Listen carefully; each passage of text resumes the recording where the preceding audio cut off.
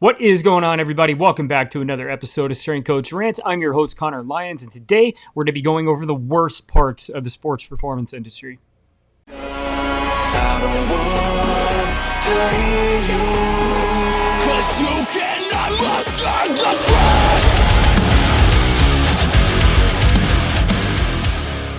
All right, so today we're going to talk about the worst aspects of the sports performance industry and really by default, the fitness industry in general. I've been doing this for like 16 years now. I've been witness to a lot of things. I've seen the functional fitness arc that we went through. I've seen, the insurgence of guys who say that they're Westside Guys. I've seen CrossFit kind of sneak its way into the sports performance world. And now it seems like the whole world's gone insane because Mike Mentzer's HIT method is making a comeback within the ranks of general fitness and into sports performance. So we're going to kind of talk about all that today. I'm going to preface this with the fact that before I go making fun of some of these guys, I am actually a quote-unquote Westside guy. My templates, the programs that I make for my athletes are all kind of Westside influenced, right? So we're doing some variation of like a modified max effort method. The dynamic effort method gets a lot of work, although I kind of manipulate it to the needs of the athlete as opposed to like just looking at what Westside did and then implementing that, right? Because they're athletes, not power lifters. And I wrote a book on that. I'll link it in the description. If you're interested, go pick up a copy.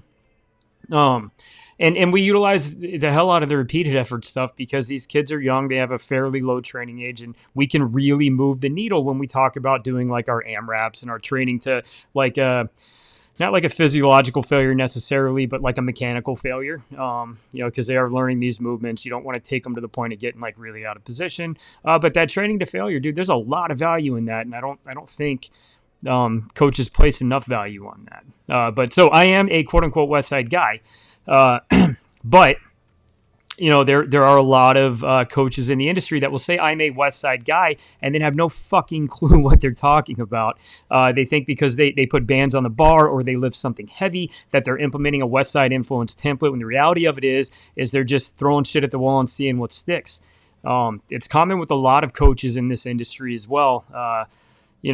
Between the personal trainers who try to work with athletic populations and the strength and conditioning coaches who are mostly just former athletes who have gotten into the the industry.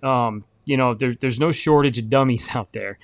And I'm not trying to kind of like be sitting up on my high horse here making fun of people. I think the sports performance industry as a whole is a mess right now. I've written an article about like how licensure would help, and I hate the government doing anything. But man, it may be time for licensure within the strength and conditioning and personal training realms because like the barrier to entry is so unbelievably low. All right, so we're going to begin this rant with the functional fitness arc. All right. So that was something that lasted for about 10 years within the strength and conditioning industry, sports performance industry. And to be honest, it still kind of lingers a little bit because you got these dorks like Joel Seedman, who is trying to complicate things to the point of like him being necessary. And we'll get into that in a little bit here. But basically what it was anything that was supposed to have function within your everyday life, right? So this turned into what it started off with was guys like Gray Cook and Mike Boyle starting to incorporate a lot of single limb movements, right? So doing like reverse lunges, Bulgarian squats, single leg dumbbell RDLs, movements like that, right? And what it became was doing deadlifts while standing on AirX pads, doing overhead Arnold presses while standing single leg on an upside down Bosu ball, right? It turned into everything that's really not very functional as far as like adaptations towards strength go. I'll go back to Joel Seedman, right? If you go, I hesitate to say I'll link some of his stuff in the description, but he's got, it's hard to explain, but it essentially he has complicated things with bands and I don't know, kettle, like, I'll have to link in the description because there's just so much nonsense. But he has created this what he calls functional type training by only training through like half ranges of motion and only doing things like standing on a like a balance apparatus of some kind, doing single arm push variations while balancing on one leg, like things like these coaches overcomplicate these exercises to the point of your clientele and your athletes like needing you and believing that that's the only thing that works, when in reality, like, I mean, some of these guys are so genetically predisposed to being amazing athletes that they're going to be unreal athletes in spite of the nonsense that they're doing with coaches like Joel Seedman. And I mentioned Gray Cook and Mike Boyle earlier. Those guys really didn't delve into this side of like the nonsense. They just really kind of started everybody thinking about like the bilateral deficit and the orthopedic cost of training. And then that snowballed into this mess where we were essentially doing like physical therapy type exercises with our healthy clientele, and like in an effort to try to prepare them for the field, which is really stupid. Buddy Morris used to say, we'll start training on Bosu balls when we have to start playing, on a waterbed during the middle of an earthquake, right? Because that's about what that is functional for. It's not functional to anything within your day, right? So functional fitness really kind of screwed up a lot of things in this field for a good while. And it also gave rise to the next thing I'm going to talk about, which is CrossFit, right? So CrossFit like really blew up, man. This was like mid 2000s and late 2000s. And what they called it was functional fitness, right? CrossFit used that as part of their selling point, that everything that they did had function with your everyday life. And that's, why you were going to train us to be better at life, right? And the reality of it was just Dave. Well, in the beginning, let me backtrack. Mark Ripito was the guy who was doing all of the program design for CrossFit. It was super beneficial. You even had guys like Kelly Starrett who bought an affiliate like very early on because he saw the value of it, right? And then Ripito started seeing some of the things that they were trying to do. They were trying to make these workouts of the day like insane and hard, which is fine to be hard, but there's no like progression or benefit. There's no light at the end of the tunnel here. It's just like doing hard work for the sake of doing hard work. So Ripito left, and in comes Dave Castro, who's apparently a former SEAL. I don't know if that's true. I feel like I've heard that before, but you look at the guy, you wouldn't think it. But what he did was he just, again, started throwing shit at the wall to see what would stick. His programs, his workouts of the day that they would send to the affiliates were basically like throwing darts at a board to figure out what exercises we're going to do. There's no like proper order of operations. It's legit just this is hard, this is hard, this is hard. Do them back to back for time. And that's what CrossFit turned into. The sad fact is that it really works with the general population because you get that instant gratification of being exhausted, right? So if I'm crawling out of the gym, I did something right? I did something hard. I've accomplished something, and that being exhausted really gives you like the thought process that, boom, I did something productive today. And the reality of it, it just really doesn't work that way. I'll go back to like Mike Boyle and Gray Cook, where Mike Boyle used to talk about the minimal effective dose all the time, right?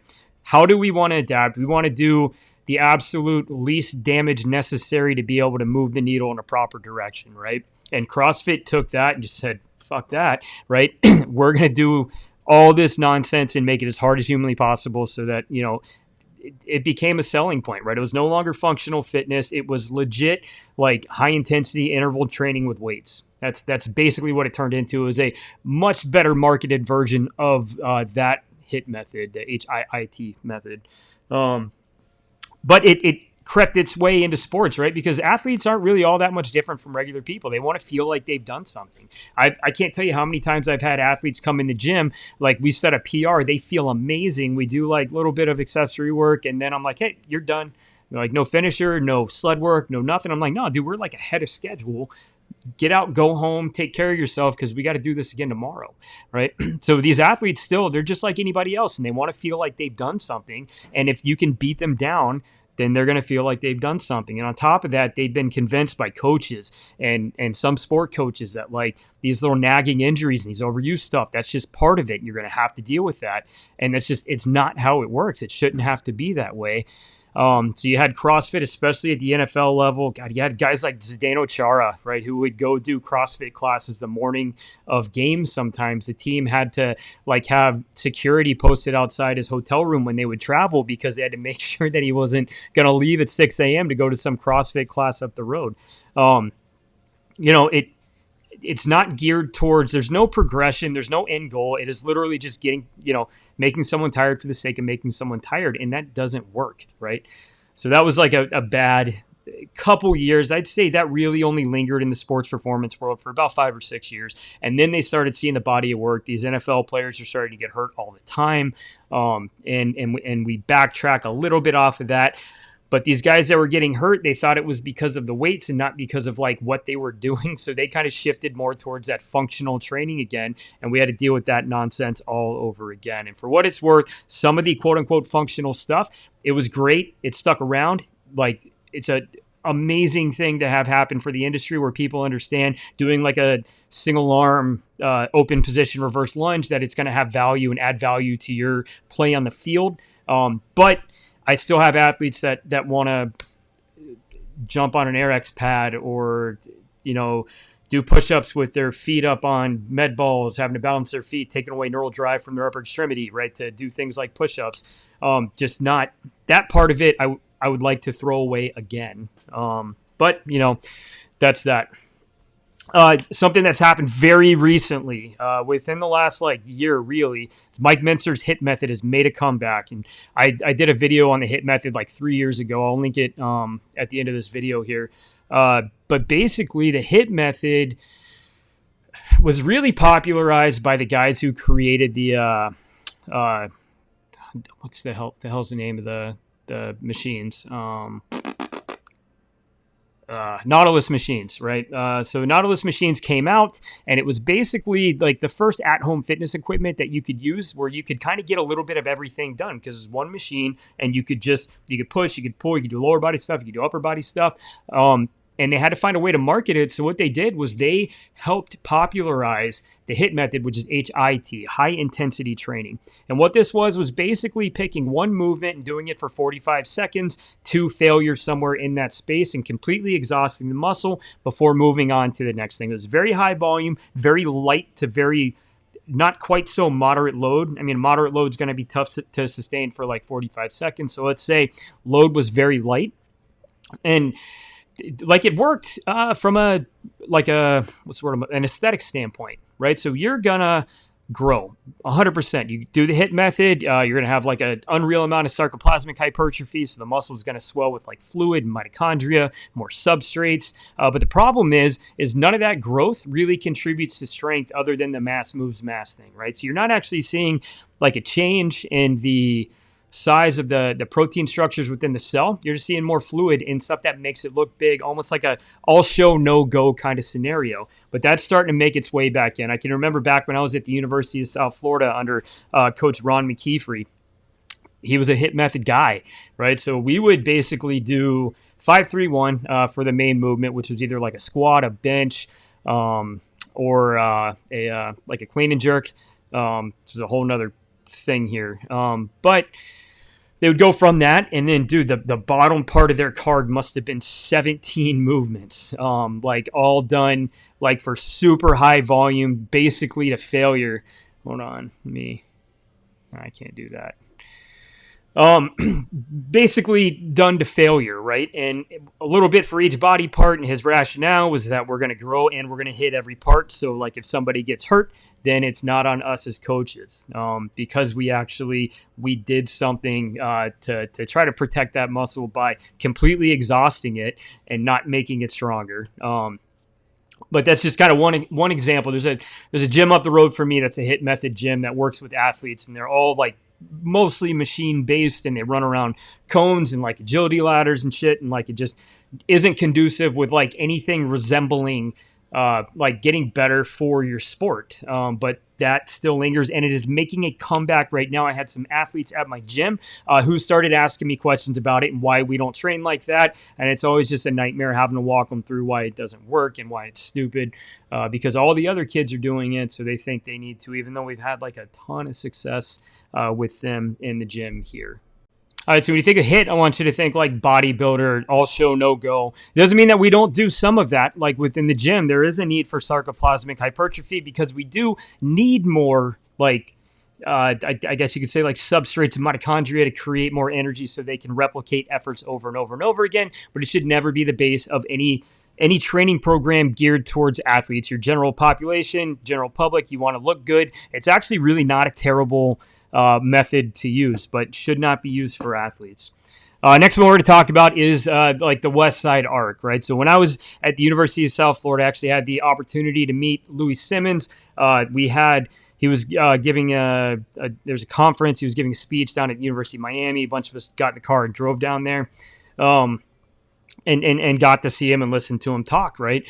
But we had 3 other interns who were like Westside, like just loved Westside, everything about it, and it really got me kind of involved in it. At the time, I was coming from a facility called the Athletes Compound, working under a guy named Jason Riley, who was very much like movement first, correctives, things like that. The volume was super moderate. The movements were super complex and all of that. And it was kind of hard to wrap my mind around, like heavy stuff fast, heavy stuff as much as you can do it.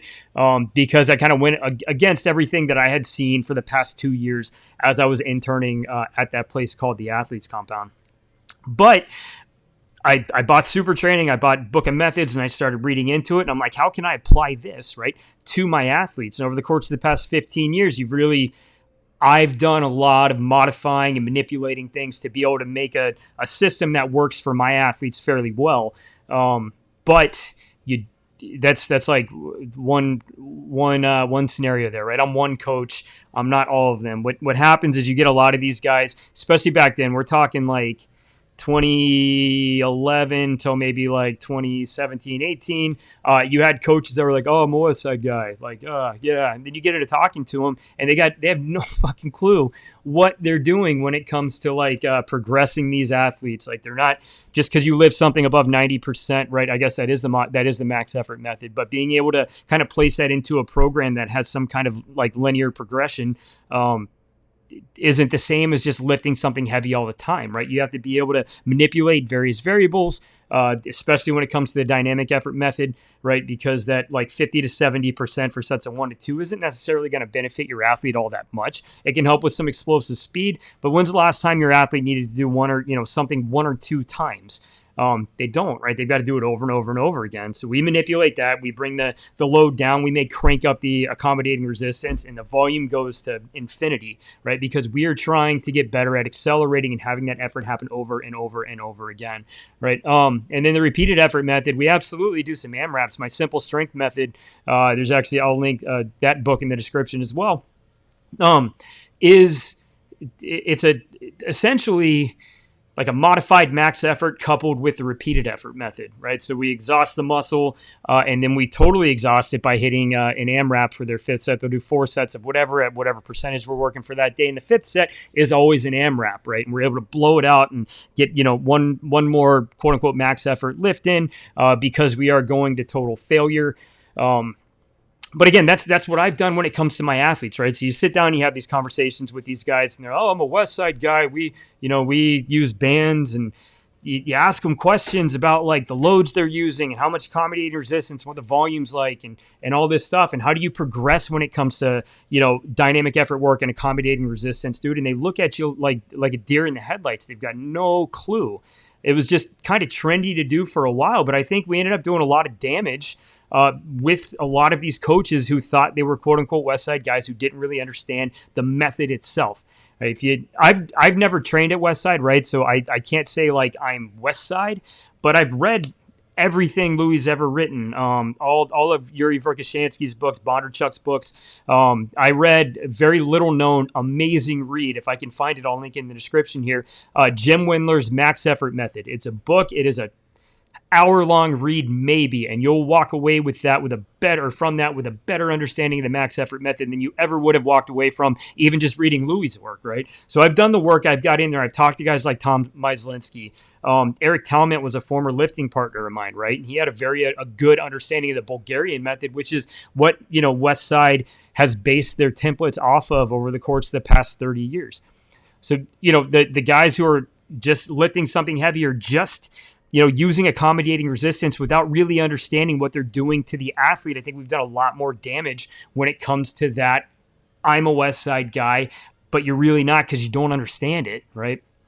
So So yeah, that's another kind of strength coach archetype, an arc that we had within the field that I think did more damage than good, possibly just because strength coaches, a lot of them are fucking lazy, man. Like they don't want to learn, but they want to have the clients. Trying to think, there was one other big method that I wanted to kind of go over. Oh, what sparked this today? There's a local strength and conditioning coach who happens to, work with a lot of hockey players, who is a bodybuilder. I don't think he actually has like a home gym. I think he kind of works all over the place. But he had a post today, talked about kids shouldn't be bodybuilders, right? If you're trying to be an athlete, you shouldn't lift like a bodybuilder. And while I mostly agree, there are a lot of aspects where lifting like a bodybuilder is absolutely going to help. I talked earlier about how we can even utilize like bits of the HIIT method when it comes to creating sarcoplasmic hypertrophy, because we need those more mitochondria. We need that muscle to store more like creatine and phosphates and ATP, because we need to repeat these efforts over and over and over again. So while your entire lift shouldn't look like a bodybuilder, you should train somewhat like a bodybuilder. It's funny, all the things that I've talked about today, right? From CrossFit to functional fitness to the HIIT method to Westside to bodybuilding now, your training should look a little bit like all of that, right? You should have like a heavy stimulus. You should have something for speed. You should have something for higher volume to set the table, both to lift your strength ceiling and to create like strength endurance and muscular endurance. You should have some bodybuilding movements, because you got to get these kids to buy in. Dude, we do bicep curls and tricep extensions and shit that like aren't really going to help the athlete all that much. But if we can spend 3 or 4 minutes doing a finisher with a bunch of arm stuff, and these kids walk out of here feeling enormous, and they're going to want to come back. That's just part of it, and it's not hurting them. But if you're going to be an athlete, you should train a little bit like everything. There should be some Westside influences. There should be some track and field elements. There should be some functional fitness elements, right? Even if it's just in the the warm-up, doing some single limb movements. There should be some like CrossFit elements, like where you're doing stuff like higher volume, right? Because we want to get that adaptation. It should look sometimes like bodybuilding, right? There's no one way to train, but everything that you do in the gym should look a little bit like everything, because you are trying to be as athletic as humanly possible, right? For an example, in my lifts, let's say we're going to do a dynamic effort lower extremity day, right? So we're going to do a dynamic warm-up, then we're going to hit some static mobility, right? Focus on the hips to make sure that we can get some depth. We may spend like 5-10 minutes doing some static and some dynamic in-range isometric holds, stuff like that for the hips. Then we're going to get into some possibly acceleration work, because we'll more than likely be jumping with some contrast training when it comes to dynamic effort stuff. So we're going to do some acceleration stuff. There's your track and field, right? We opened up functional fitness, like physical therapy type stuff. Then we get into the dynamic effort lift, right? We're going to couple that with some jumps, right? There's your Westside and more athletic stuff. Then we're going to get into some higher volume. We may even do like an AMRAP when we finish off with the dynamic effort stuff, depending on what time of the year they're in. So we're going to hit our high volume stuff. You could call that HIIT method. You could call it Westside. You call it whatever you want. Then we're going to get into, our higher, moderate volume, moderate load, positioning type movements, like our lunge variations and all of that. Then we're going to get into what you could consider bodybuilding, right? Where we're doing high volume, band hamstring curls, weight bearing TKEs, reverse hypers, and we're going to finish off with some sled work, right? So that lift right there, we took elements from just about every other fitness stimulus, whatever you want to, fitness program, I guess you'd call it, fitness program out there, because that's what it takes to kind of round you out totally as an athlete. So I feel like I've gone like a million different directions with this. I don't think this is originally where I intended it to go, but I'm kind of glad it did, just to drive that point home. You might not be a bodybuilder. You might not be a CrossFitter. You might not be a power lifter. You might not be an Olympic lifter. You might not be a track athlete. But if you want to be an athlete, you got to be a little bit of all of them, because we do need some size. We do need muscular endurance. We do need strength endurance. We do need speed. We do need power. We need all these things. And there's, you take a little bit from everything, and then you put it all together, and you spit out an athlete on the other end. I think that's going to be it. I recently released another book. It's called Total Hockey Training. It's about 250 pages long. It's thick. Comes in Kindle, paperback and hardback. I actually haven't bought myself a hardback one yet, but I'm going to. My wife bought one for herself. So I've seen it. It looks good. There's a ton of information in there, man. If you're a hockey player, even if you're not a hockey player, there's an entire chapter in here on the like the LTAD and ADM models and how they need to change. We talk about training age. There's a whole chapter in there on jumping that could be its very own book. They talk about, how hockey isn't really played at 45 seconds at a time. We go over what a shift really looks like what you need to do to be able to prepare to be conditioned for that. It's a great read, even if you just work with some hockey players, or if you're just interested in learning about like long-term athletic development and why the models that we use today suck. So go pick up a book. I'll link it in the description here, along with the other books that I mentioned in this episode. I'll also link that HIT Method podcast episode that I did. I'll link that at the end here. And I think that's it, man. So if you want to be an athlete, do a little bit of everything, because you're going to need a little bit of everything to get through the season and play like the best possible hockey, football, baseball, basketball, whatever sport you may happen to play. You need a little bit of all of it. All right. Well, I hope everybody has a good week. We'll see you next week.